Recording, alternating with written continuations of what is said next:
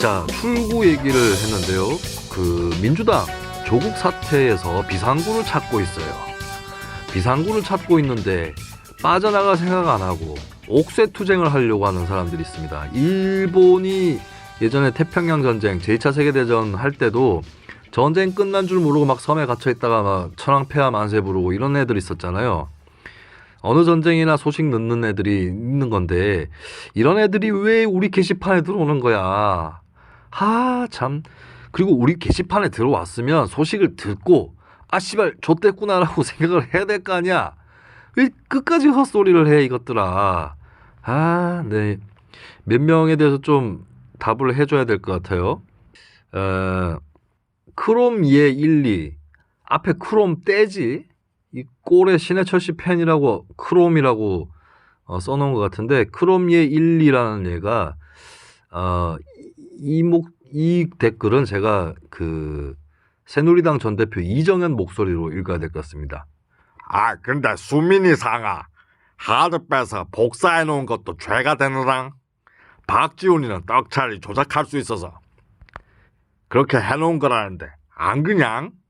네, 수민이 상하라고 짓거리는 이유가 제가 그 일본에 얼마 전에 법무부 장관이 사임을 했습니다. 의혹이 불거지고 그 부인이 선거운동 과정에서 불법을 했다라는 의혹이 불거졌어요. 하루 만에 사임을 했거든요. 한국 어떻습니까? 이 신문 기사의 제목이 틀렸습니까? 변명으로 2달 버틴 한 법무, 의혹 하루 만에 사임한 1법무.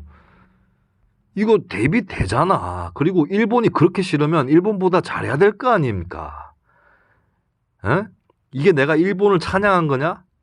하여간에 멍청해가지고 제가 얼마 전에 홍석현 씨가 정치를 한다는 기사가 떴어요. 그래서 근데 지금 보면 홍석현 씨가 그 민주당 인사들이 홍석현보다 나은 게 뭐냐 이렇게 글을 올렸더니 홍석현 빨고 있다. 야, 그러면 김수민보다 잘생겼으면 잘생긴 거냐? 이게 뭐 비교형에 대한 감각이 없어요. 이렇게 국어, 문법, 독해를 못하는 애들이 글을 왜 쓰는 거야? 대단합니다, 진짜. 우리나라의 현재 그 담론이랄까, 세설이랄까, 이쪽에 문제가 뭐냐면 인풋에 비해서 아웃풋이 너무 많아요.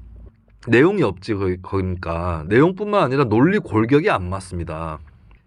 그래서 제가 조국 전 장관보다 일본의 이 법무부 장관 사임한 것이 더 낫다 이런 취지로 글을 올린 거에 대해서 친일파라고 규정을 한 것이죠. 그러면서 수민이 상하, 수민이 상아 이렇게 얘기를 이 자식이 한 건데, 야, 수민이 상하가 뭐냐? 또 토착외구 타령하냐 지금? 미치겠네요 진짜. 너는 외구보다 더 나빠 임마. 얼마 전에 제가 중국집에 식사를 하러 갔다가 TV에 PD수첩이 나오더라고요. PD수첩 주제가 레고랜드였어요. 레고랜드 부분은 또 이거 좀 심각한 부분입니다. 어쨌든 간에 그 레고랜드 하다가 제가 그 TV 볼륨을 안 켜놔가지고 그 중국집에서 소리는 못 들었어요. 근데 화면만 보고 있는데 일본 사람하고 인터뷰를 하더라고요. PD수첩이. 그게 딱 보니까 그거던데. 그러니까 일본에서는 문화재를 어떻게 보존하느냐 뭐 이런 주제인 것 같아요. 일본에서 우리 많이 배웠잖아요. 도시재생 사업도 일본에서 많이 배운 거예요. 그리고 이게 어디지?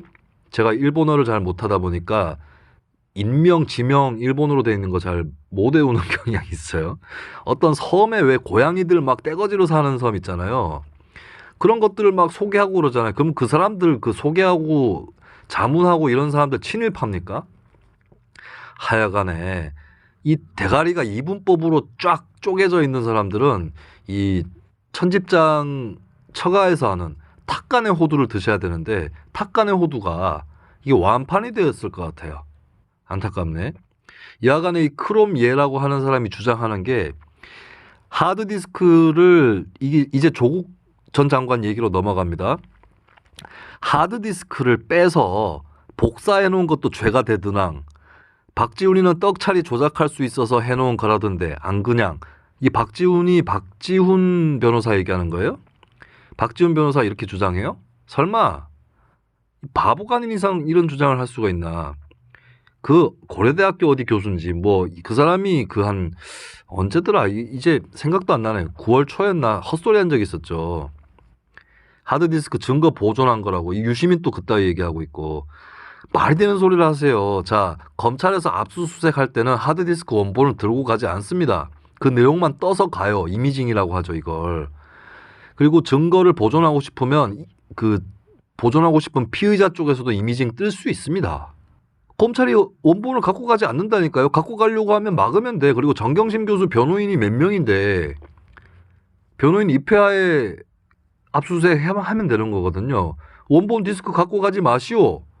갖고 갈 리도 저는 없다고 봅니다. 검찰이 지금 수사가 언제적 수사인데 사람들이 압수수색하면 착각을 하는 게 컴퓨터고 뭐고 다 뜯어가지고 그 파란 박스에 담아가지고 들고 나르는 줄 알아요. 옷이고 뭐고 다 개가지고 쳐넣고 종이도 쳐넣고 압수수색에는 그 압수수색 영장에 목록 있어요. 정경심 교수 조국 장관 자택에서 압수수색 11시간 걸린 이유가 전에도 말씀드렸지만 11시간 동안 집을 탈탈 턴 게 아니고요. 집 청소를 해도 11시간 안 걸리겠다 설마. 그 수색영장 목록에 있는 거냐 없는 거냐 이걸로 다툼이 있었고 이제 검찰에서 영장을 변경을 했었죠. 그러면서 시간이 걸리는 거예요. 영장을 그 자리에서 막 변경하고 이럴 수 없기 때문에 법원에 또 허가를 받아야 되는 거잖아요. 그래서 정경심 교수 측이 변호인들을 통해서 충분히 자기 법적인 권리를 행사한 결과가 11시간 수색이었던 거죠. 마찬가지로 하드디스크를 검찰이 갖고 가고 뭘 어떻게 한다. 아니 그게 디스크를 뭐 조작을 해가지고 얼마나 조작을 할 수 있는지 모르겠는데 예? 지웠던 파일도 되살릴 수 있는 시대에 그 검찰은 하드디스크 원본 필수적으로 가져갈 수 있고 이런 거 없습니다. 말도 안 되는 얘기를 하고 있어요.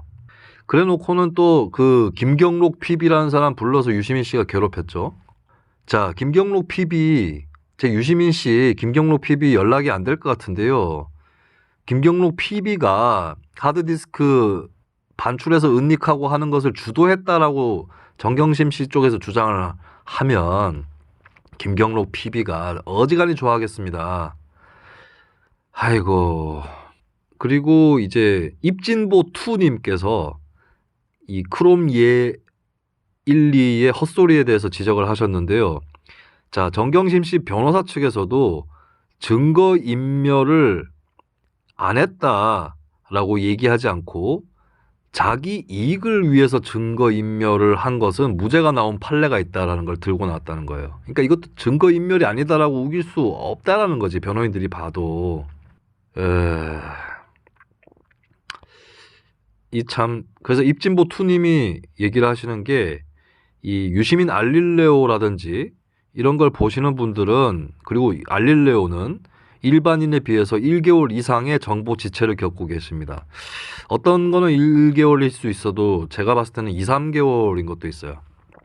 아이고 나 진짜 이거 한심한 얘기를 하고 있어. 그리고 또 누가 게시판에 와가지고 사모펀드 건은 조카와 그 일당에게 당한 것이 보는 것이 훨씬 합리적이라고 생각이 듭니다. 자, 정경심 교수 구속될 때 밖에 이거 좀 시끄러운 소리가 들리네요. 나 잡으러 온 건 아니겠지? 정경심 교수가 구속이 될 때에 영장 실질 심사를 하잖아요. 그 전에 그때에 그 하드디스크에 담겨져 있었던 정경심 조범동 통합 파일들이 나옵니다. 검찰이 제시한 증거예요. 변호인들이 그때 그 파일을 처음 알았답니다. 자, 정경심 교수가 조범동 씨에게 사기를 당했다라면 그 통화 녹음 파일을 까고 그걸 통해서 내가 당했다.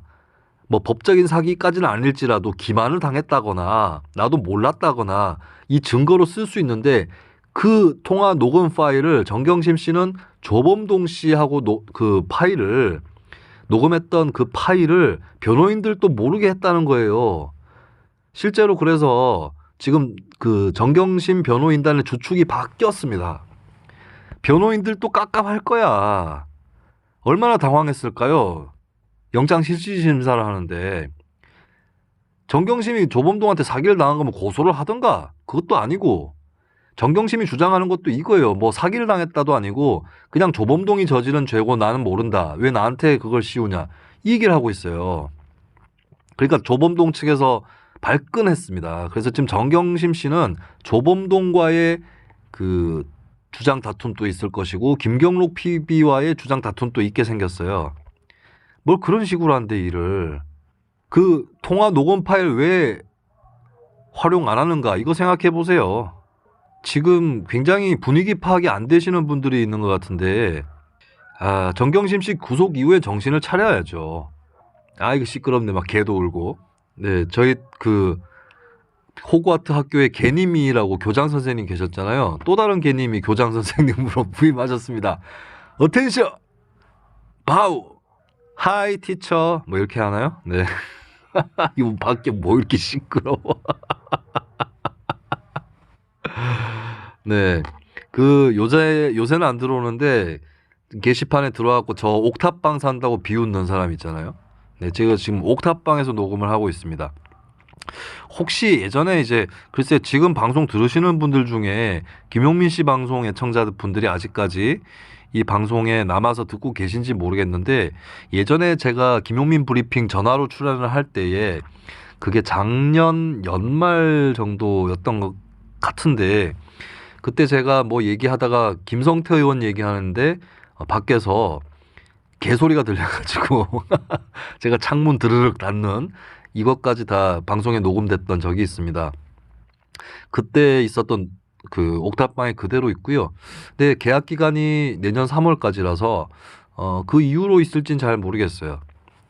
제가 벌어놓은 돈이 좀 있고 옥탑방 가격이 워낙 싸가지고 그래서 좀 더 그 돈을 내고 다른 집으로 이사를 갈 건지 어떻게 될 건지는 잘 모르겠습니다. 내년 3월까지 시간은 많이 남은 것 같아요. 그리고 시간이 빨리 안 가네. 굉장히 사건들이 많아가지고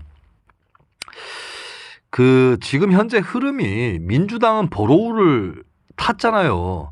정경심 구속 직후에 표창원, 이철이 왜 불출마 선언했겠어요? 하필 그때 눈치 안 채나 지금?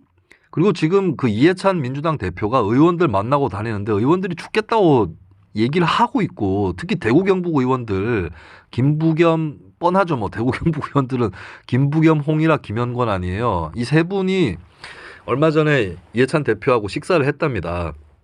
정말 지역구에서 힘들다. 죽을 지경이다 이런 하소연을 했다고 전해지고 있고 그리고 지금까지 드러나지는 않았었지만 저는 이미 알고 있었어요. 저는 뒤로 취재를 해서 알고 있었는데 김부겸 의원 같은 경우는 청와대 쪽에 계속 노영민 비서실장이라든지 또 당의 이해찬 대표라든지 이쪽에다가 조 전 장관 임명에 대해서 이거 밀어붙이면 안 된다라고 얘기를 해왔었대요. 근데 대놓고 얘기하면 정권이나 당에 부담이 되니까 참았던 건데 저는 김부겸 의원이 대놓고 대중적으로 얘기했었어야 된다고 봅니다. 자, 금태섭 의원이 민주당 총선 준비 기구에 들어갔어요. 거기 많이 들어가는 거 아닌데 왜 들어갔을까요? 그 조 전 장관 지지층의 그 미움을 받고도 어떻게 들어갔을까요? 민주당 지지층의 주류 중심이라고 생각이 됐던 그렇게 읽어졌던 조 전 장관 지지층의 집중 미움을 받은 금태섭 의원이 왜 민주당 총선 준비기구에 들어갔을까요? 탕평책? 웃기는 소리 하지 마세요. 그나마 할 말 했기 때문에 이 사람이 당의 미래를 어쩔 수 없이 짊어질 수밖에 없는 겁니다. 박용진 의원 마찬가지고요. 조응천 의원 마찬가지예요. 조응천 의원은 요번에 양심 소심 발언이 좀 늦었습니다. 정경심 씨 구속 이후에 입을 좀 열었는데 그나마 조응천 의원은 그 작년에 있었던 청와대 민정수석실 비위 은폐 의혹 지금 유재수 사건으로 드러나고 있죠. 이 의혹이 터졌을 때 법적인 문제를 떠나서 조국 당시 민정수석이 사퇴해야 된다라고 직설을 했던 사람이 조응천 의원이에요. 이 조응천 의원이라든지 이런 사람들은 나중에 할 말이 있고 그다음에 민주당이 위기에 처했을 때 이 사람 주축으로 당을 재편하면 되는데 문제는 대선 주자급이 없다는 거예요. 대선 주자급 정치인 중에 누군가는 얘기했었어야 됩니다. 그래야 그 사람 위주로 당을 비상시에 재편할 거 아니에요. 제가 봤을 때 이거 잘못하면 조 전 장관 문제 때문에 이해찬 대표 올해 연말에 사퇴할 수도 있어요. 지금 제기되고 있는 문제가 그 정경심 씨가 그 조 전 장관의 처남이죠. 동생한테 자기한테는 동생이죠. 3억을 대출을 해줬고 처남이 거기 2억을 얹어서 5억을 2017년에 그 코링크 P에다가 투자를 합니다. 주식을 그 매매를 하는데 이게 정경심 씨의 차명 재산이다라고 했을 때는 그 공직자 재산 신고에는 남의 명의라도 사실상 소유한 재산까지도 신고를 하도록 되어 있고요. 그리고 청와대 민정수석의 부인, 배우자이기 때문에 의무적으로 이거 신고를 해야 됩니다. 그리고 그 신고할 의무가 있는 쪽은 일단은 조국 민정수석인 거죠. 근데 이 차명 재산이라면 이걸 빠트린 셈이 되는 거거든요. 이거 공직자윤리법 위반이에요. 그리고 결정타였죠. 이번 사건에서 WFM이라는 업체 주식 12만 주가 그 조국 당시 장관의 처남 집에서 발견이 되는데 이 실물 증권으로 발견이 돼요. 자, 여러분들도 자기 재산을 감춰야 된다라고 했을 때 뭘로 감추겠습니까? 이 금융정보라든가 이런 거 줘야 되거든요. 저도 예전에 공직자 할 때 1년에 한 번씩 재산 신고를 하는데요. 그때 저한테 제가 그 petty.go.kr이라고 공직자 재산 신고를 하는 사이트가 있습니다. 거기 들어가서 뭐 하다 보면 이미 정보가 조회가 돼서 저한테 날라와요. 예, 그게 다는 아니겠지만 부동산이라든지 주식이라든지 예금 이런 것들 뻔히 다 파악이 됩니다. 그렇다면 재산을 몰래 따로 보관하기 위해서 무엇을 선택할 수 있느냐? 남에게 맡기는 게 있겠죠. 남의 명의로 돌려놓는 거. 근데 이것도 실소유주 논란에 휩싸였다가 드러나면은 그냥 끝나는 거죠. 그러면 현금의 방법이 있죠. 현금을 어디다가 몰래 보관을 해놓는 겁니다. 그리고 그 현금도 사실 공직자 신고에 들어가요. 당연히 신고해야 됩니다. 근데 현금을 어디다 몰래 보관해놓고 없는 재산인 척 할 수 있는 거죠. 근데 증권도 실물 증권으로 보관하면 이런 사례일 가능성이 높은 겁니다. 실물 증권 요새 누가 쓰나요? 전에도 말씀드렸지만 근데 이것이 차명재산이라면 처남 집에서 발견된 WFM 주식 12만 주가 차명재산이라면 최소한 공직자윤리법 위반입니다. 자본시장 뭐 이런 거 떠나서 그런 거 이게 미니멈이에요. 미니멈. 공직자윤리법 위반. 그리고 이거는 정경심 씨의 재산이든 뭐든 간에 이 의무적으로 재산을 해야 되는 그 주체는 조국 당시 민정수석이기 때문에 예, 그렇기 때문에 이게 그 조국 전 장관에게 바로 적용 가능한 혐의가 되겠습니다. 이것만 봐도 문제가 있는 거거든요. 그리고 이거 말고 일단 사모펀드 말고 그 대인 문제는 불공정성의 문제가 아니에요. 어떤 놈이 저보고 너도 특기자로 입학했다며 불공정한 입학 아니냐. 여기에 대해서 제가 할 말 많은데 저하고 조민 씨를 비교하면 안 되지. 제가 무슨 경시대회 상장을 조작했습니까? 저한테 경시대회 상을 줬다면 그 상장을 발급한 기관에 기록이 남아있겠죠. 근데 그 조국 전 장관 딸 같은 경우에 서울대 공익인권법센터에서 인턴을 했다고 하는데 인턴을 그런 사람이 한 적이 없다는 게 센터의 입장이에요. 고교생 시키지 않았다. 그런 고교생 없었다. 그리고 증 발급한 적이 없다 이거예요. 그 다음에 키스트. 여기도 허위 인턴 발급 혐의가 있죠. 키스트의 관련자는 이미 보직 해임됐습니다. 책임을 지고. 그리고 키스트의 입장도 마찬가지예요. 우리는 출입증 있어야 출입할 수 있다. 그러니까 그 원래 해야 되는 인턴의 아주 극히 일부에 불과한 며칠만 나온 거예요. 키스트의 그 기록에 따르면. 그리고 표창장 문제는 저는 표창장 문제는 법정에서 바로 나올 거기 때문에 기든 아니든 간에 현재로서는 별 관심 없어요. 네, 법정에서 바로 밝혀질 겁니다. 어디가 옳은지는 모르지만 근데 이 세 가지 제가 말씀드린 것 중에 하나라도 허위 문서라면 이거는 대학 입학 취소예요. 그리고 법적으로 처벌받을 거고 사모펀드를 떠나서 이것만으로도 문제가 되는 거고요. 다시 설명드리지만 웅동학원 같은 경우에 이게 이상하잖아요.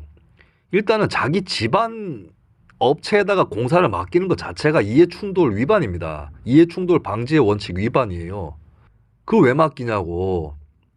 그래 놓고는 그 조 전 장관 동생 내의 업체가 그것도 페이퍼 컴퍼니로 의심되는 업체가 채권을 챙겨가 버렸어요. 이거 잘못하면 학교 하나를 해먹는 사건이 될 수도 있어요. 그리고 그 이외에도 뭐 비리 사학으로서의 면모들이 드러났죠. 부정 채용에다가 시험지를 또 조 전 장관 동생이 빼돌렸다고 하고 결국에는 조 전 장관 동생까지 구속이 됐습니다. 그러니까 이게 큰 가닥으로 세 갈래예요. 사모펀드, 웅동학원, 대인 문제. 이 세 가지 중에 하나만 터져도 이거 큰일이에요. 누가 이런 죄를 저지릅니까? 우리가 국회의원들 많이 욕하는데 이 정도 급의 범죄 나온 사람이 그렇게 흔히 없거든요.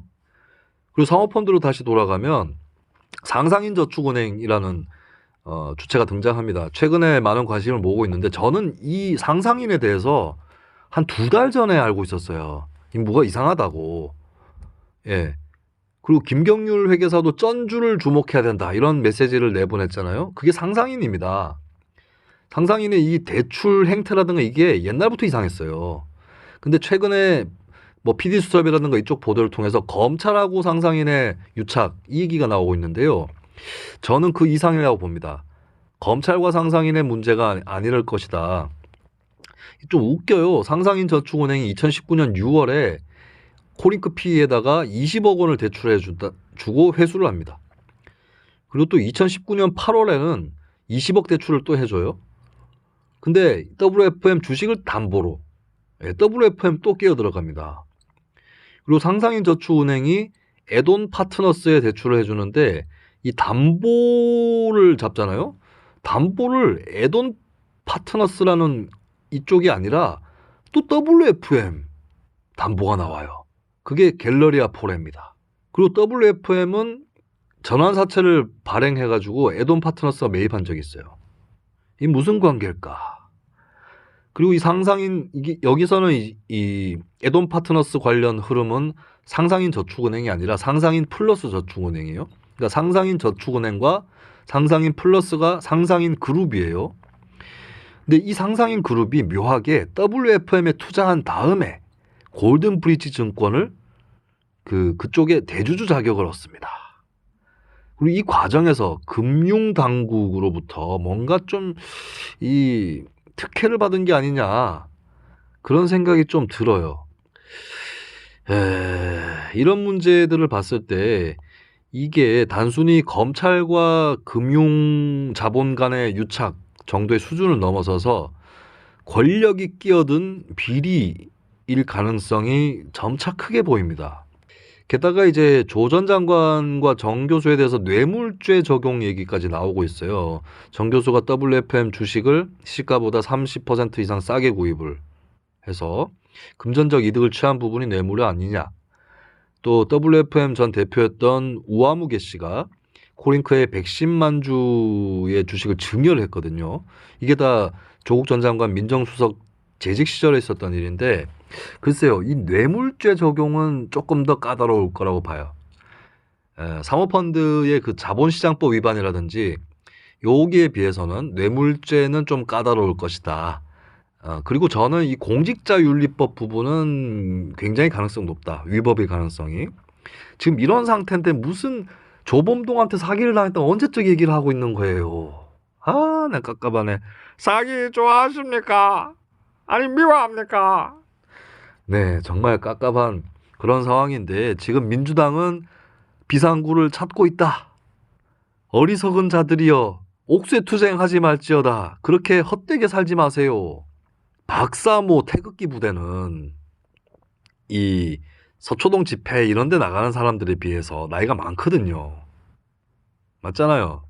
뭐 요즘 그 장수 시대라서 이분들한테도 상당히 많은 세월이 남아 있겠지만 비교적 서초동은 젊잖아. 근데 왜 이상한 데 사로잡혀 있는 거야?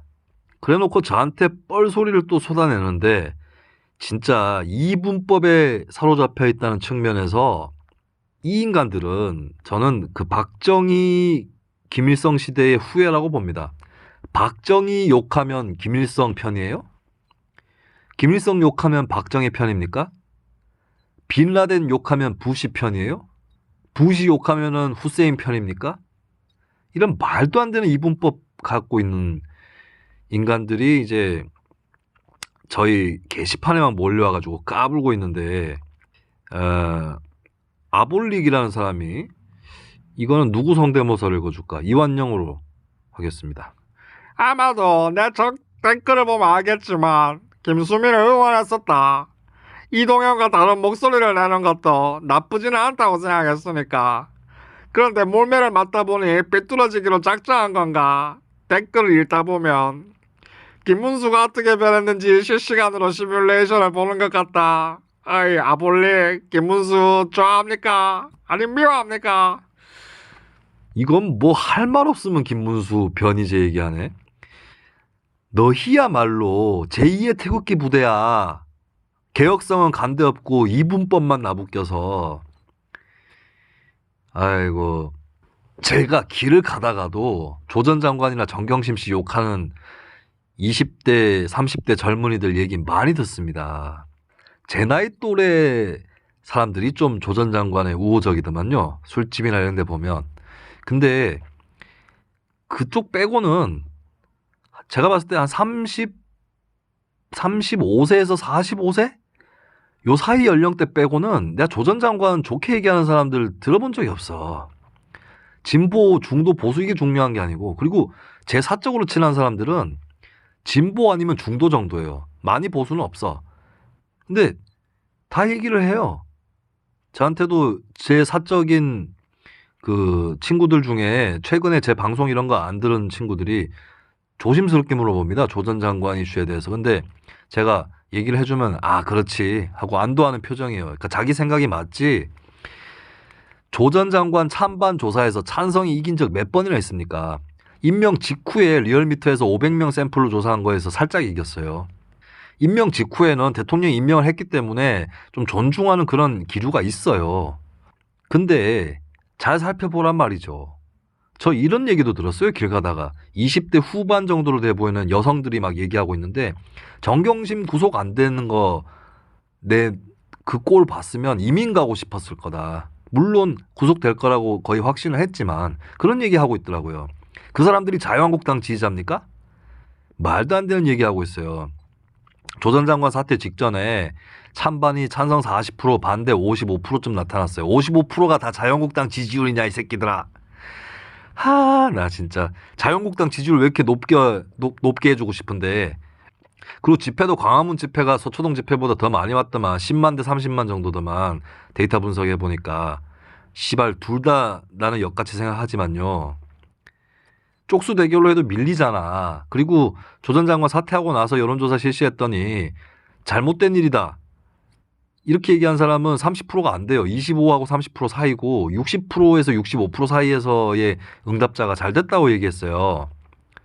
그리고 정경심 씨 구속됐고 이제 반토막 날 일밖에 안 남았어요.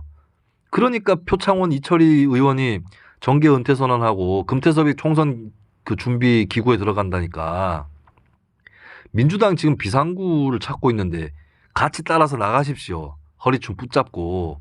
그리고 익명으로 이렇게 글 다는 인간들이 뭐 책임질 일이 뭐가 있겠어?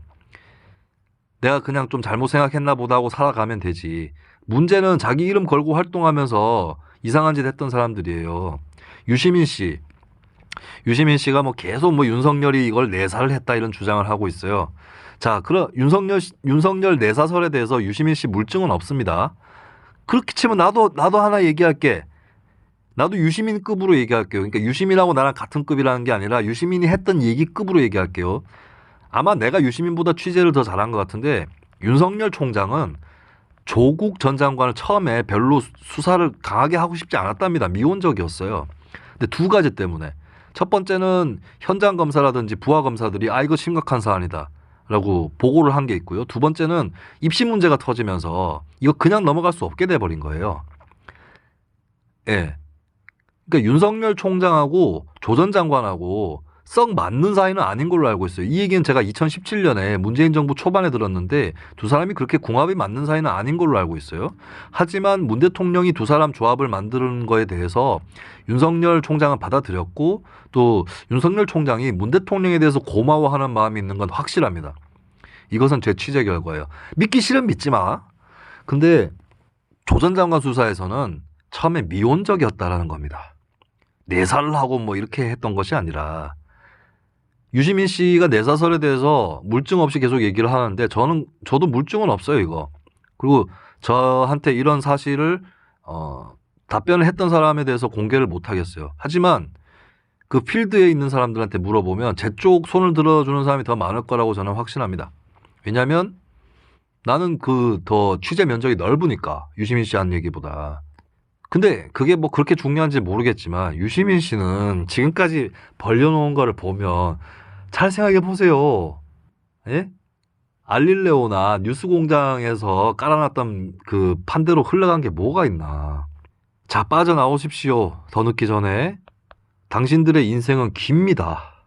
그리고 지 의견하고 안 맞으면 자유한국당이라고 그러는데 내가 아까 전에 빅데이터 3법 얘기도 했지만 민주당 자유한국당 싱크로율이 훨씬 높아요. 그리고 요번에 조국 전 장관 비판 반대 이쪽에선 진보 좌파 지식인들 많습니다. 뭐 개혁 뭐 다 합쳐가지고 얘기할게요. 예? 김경률 회계사만 있는 게 아니에요. 전성인 홍익대 경제학부 교수도 있고 박상인 경실련 활동가도 있고 홍기빈 경제학자 그리고 노동운동가 중에서 한석호 씨라든지 민주노총 전 대변인 하셨죠. 팟캐스트에 한동안 출연하셨기 때문에 아시는 분들 많을 것 같은데 정호희 민주노총 전 대변인도 조국 비판했고요. 전국 비정규연대회의에서 활동하는 오민규 활동가도 비판했습니다. 황우석 사태 때 활약했었던 강양구 기자 역시 조국 비판 대열에 섰고요. 우석훈 경제학자 계시고 그 다음에 홍세화, 진중권, 강준만, 김규왕 씨 등등 또 이 코링크 피의 관련해서는 김경률 회계사 말고도 권경의 변호사라든지 이런 분들이 앞장서서 SNS에 글을 올려갖고 가닥을 잡게 도와주셨어요, 다들. 저는 그 중에 한 명이에요. 아니 솔직히 제정신인 진보 좌파가 어떻게 조국을 응원하냐고. 뭐 어떤 애는 또 게시판에 올려서 고통받는 가족을 어쩌고저쩌고 하는데 압수수색 할 때도 처음에 자택 빠졌잖아요. 공공기관 쪽에 한 거 아니야, 압수수색을. 자, 당신이 공공기관에 다니고 있습니다. 직장에 압수수색이 들어온대요, 경찰에서. 당황스럽긴 하겠죠. 찜찜하기도 하겠죠. 근데 지가 잘못한 거 없으면 그 뭔 상관이야. 자기 직장인데 자기 집도 아니고. 거기 많이 털어가지고 프라이버시가 뭐 침해됩니까? 조 전 장관 자택은 애초에 빠졌다가 한참 뒤에 들어갔는데 압색에. 그런 게 염려되면 씨발 그 민주당이 추진하고 있는 빅데이터 3법부터 막아요. 엄청나게 많은 국민들의 개인정보 보호권이 침해되는 법안이니까. 사모펀드라든지 이 자본시장의 문제로 인해서 고통받는 노동자나 개미 투자자들 그 사람들 편에 서는 게 진보 좌파의 임무입니다. 그 돈 굴린 주체 쪽에 서는 게 아니라 진보 좌파가 제정신이면 저는 조 전 장관 문제를 잘 몰랐을 수 있다고 봐요. 어떤 사람들은. 몰랐으면 나중에 가서 난 몰랐다. 그냥 검찰이 좀 심해 보였다. 이렇게 얘기하면 그만인 것을 뭘 그렇게 무슨 하드디스크를 증거 보존을 했다부터 시작해가지고 예? 오촌한테 사기를 당했다. 차라리 정경심 교수가 조국 전 장관을 속였다. 이거는 말이 될 수도 있어요. 저는 웅동학원이나 대입 문제나 사모펀드 문제에서 여러 가지 것들이 드러나더라도 그 중심에 있는 조 전 장관이 다 모르고 있었다. 이거 굉장히 무능한 거긴 한데 그럴 가능성은 없지 않다고 봅니다. 차라리 쉴드를 치려면 그렇게 치던가. 정경심 힘내세요 얘기가 나오는 순간부터 서초동 집회는 윤리적 파탄으로 들어가는 거예요. 자, 살다 보면 사실은 누가 착하고 누가 나쁘고 누가 우리 편이고 누가 적인가 이것부터 가리면서 거기에 맞춰가지고 판단을 하는 습성이 생깁니다. 그래서 제가 서초동 집회 많이 비난했었는데 거기 가셨다고 해서 끝끝내 끝까지 나쁜 사람이라고 비난하지 않을게요. 저도 좀 수양을 하겠습니다. 근데 잘못을 인정하지 않는 게 나쁜 거예요. 자, 이쪽 조국 일가에 적용되는 죄들이 진짜인지 아닌지는 재판에서 가려봐야 될 건데 그걸 떠나서 이미 드러난 것들 있잖아요. 거짓말한 것들이 나오잖아. 이 사람들 어떻게 믿고 갑니까? 거기에다가 자신의 삶을 걸지 마세요. 아직까지 해야 될 일들이 많잖아요. 제가 지금까지는 서초동 집회에 대해서 정경심 힘내세요 전까지는 용서한다. 후부터는 용서 못한다 했는데요. 이제부터 지켜보겠습니다. 자신의 오류, 잘못에 대해서 인정할 수 있으면 되는 거예요. 제가 그걸 인정하지 못하는 사람들보다 윤리적으로 잘나지 않았어요. 뭐 특별히 더 유식하지도 않습니다. 저는 여기까지 온 것은 저는 조 전 장관 싫어하지 않았어요. 근데 작년 연말에 좀 깨름직하더라고요. 제가 평소에도 청와대가 국정 운영의 중심이 되는 걸 비판해 왔었는데 자꾸 무슨 청와대 민정수석이 개헌안도 발표해, 권력기관 개혁안도 발표해, 청와대 청원 이것도 발표해. 민정수석이 그러라고 있는 자리가 아닌데다가 민정수석은 셀프 감찰을 하는 자리인데 셀프 감찰의 문제는 이게 정해져 있는 어떤 공직자, 고위공직자의 감찰 범위를 넘어설 수도 있어요. 하다 보면 부인이 연루됐네? 부인 쫓다가 보니까 뭐가 나오네? 이거 더 파봐야겠네. 이게 민정수석실 업무가 아니니까 여기서 이렇게 끝나지 않는다고. 그래서 잘못하면 불가피하게 구조적으로 민간인 인권을 침해할 수가 있습니다. 민정수석실이. 두 번째, 더 심각한 거. 팠던 비위 의혹을 다시 묻을 수도 있어요. 왜? 셀프 감찰이니까. 그래서 청와대 고위공직자에 대한 감찰은 특별감찰관, 국회의 동의를 거친 특별감찰관이 하는 게 맞습니다. 근데 특별감찰관 공석이었잖아요. 특별감찰관만 있었다면 조범동이라든가 이 오촌 조카가 자본시장에서 날뛰는 거에 대해서 감찰 들어가면서 조국 민정수석한테 이거 조심해라 이거. 그쪽에 투자할 생각 있으면 하지 마라. 이렇게 경고라도 해줄 수 있었던 겁니다. 근데 이 외에 지금 유재수 부산시 경제부시장 얘기 터져 나오잖아요. 유재수가 이제 금융위원회에서 국장으로 근무를 할 때에 특정 업체로부터 항공료라든지 유학비라든지 차량 편의라든지 이런 걸 제공받았다라고 하는 그 비위가 있었는데 그거를 민정수석실에서 덮었다. 그리고 덮는 데는 박형철이나 이인걸 선에서 끝나는 게 아니라 조국 민정수석이 덮자고 했다. 이거 주장입니다. 주장인데 이거 제대로 팠었어야 돼요. 작년 연말에. 근데 그냥 유야무야 넘어갔던 게 있는데 찜찜하더라고요. 제가 조국 민정수석이었으면 사퇴했습니다. 민정수석을 짧게 한 것도 아니고 그런 일까지 터졌으면 특감반 해체해서 끝나는 게 아니라 사퇴했었어야죠. 도의적으로라도. 근데 버티고 있는 것부터가 좀 이상했고 그래서 저는 선인, 정의로운 사람 이런 틀을 다 벗고 실제로 나온 행위들 그리고 거짓으로 드러난 해명들에 집중한 거예요. 그러니까 선악 이분법이 강한 사람들이 결국에는 나쁜 결과를 만들어내더라고요. 이거는 제가 살아오면서 계속 겪었던 거예요. 선악 이분법이 강한 사람들이 나쁜 결과를 만들어내더라. 이번 사례도 그런 사례였다고 봅니다. 어떻게 보면 지난 이 조 전 장관 이슈가 본격적으로 불거진 게 8월 중순부터니까 3개월 정도 된 건데 3개월이면 긴 시간은 아니에요. 물론 이 3개월의 시간 동안 엄청난 일이 벌어져 버렸고 앞으로 더 큰 일들이 벌어질 수 있습니다. 자유한국당이라고 자유로울까요? 이거 사모펀드 저는 사모펀드 이 자본시장 완전히 파대껴야 된다고 보는 게 파다 보면 자유한국당 쪽 나올 수도 있습니다. 자유한국당이 아니더라도 어떤 기득권 보수 세력의 것이 나올 거예요. 그렇게 확신하는 건 아닐지라도 강하게 합리적으로 추정합니다.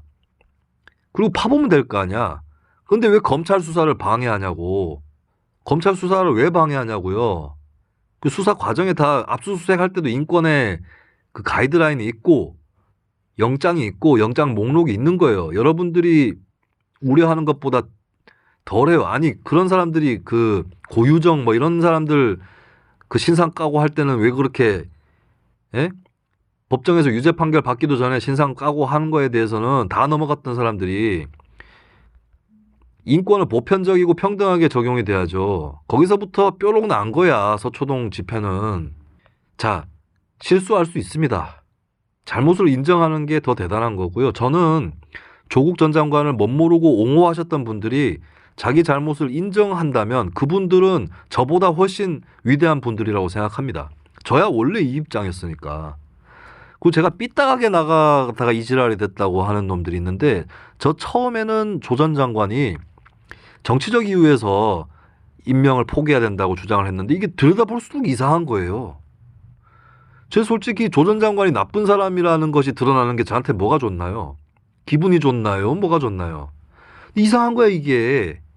제가 그 일감 끊기고 수입 줄면서 여기까지 온 거는 이상한 거예요. 이상하다 보니까 계속 파다고 그리고 현명한 사람들과 같이 작업을 했어요. 저도 혼자 일하는 게 아닙니다.